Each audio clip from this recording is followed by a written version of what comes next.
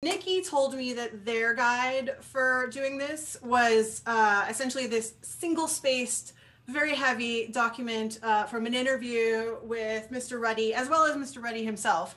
What did you guys have to access for your work? I mean, obviously, there's YouTube.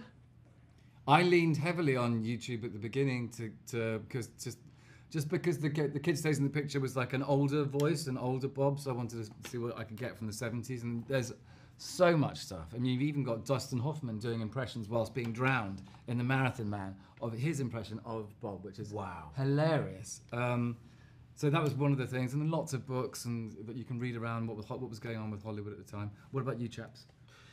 I didn't have any video, but there was a very famous profile in the New Yorker of Charles Bluethorn where he was known as the Mad Austrian of Wall Street.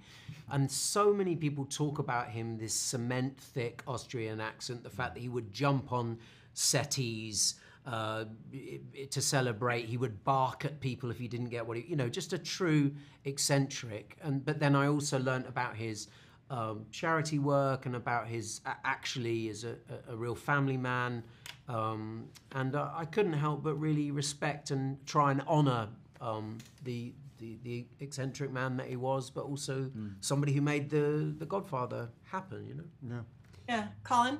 Dexter Fletcher, who directed the first 2 episodes and was one of the producers, he put together a list. He sort of called it the Godfather Movie Marathon, and it was all of the films of that era that really defined that era, and he wanted to sort of use as sort of inspiration for the series. So I watched all of those movies, and I specifically said, okay, my character is the guy that hates these movies and wouldn't make any of these movies.